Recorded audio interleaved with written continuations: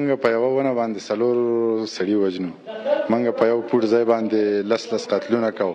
موږ ډېر کارونه داسې دي چې هغه موږ په خپل هم کوو.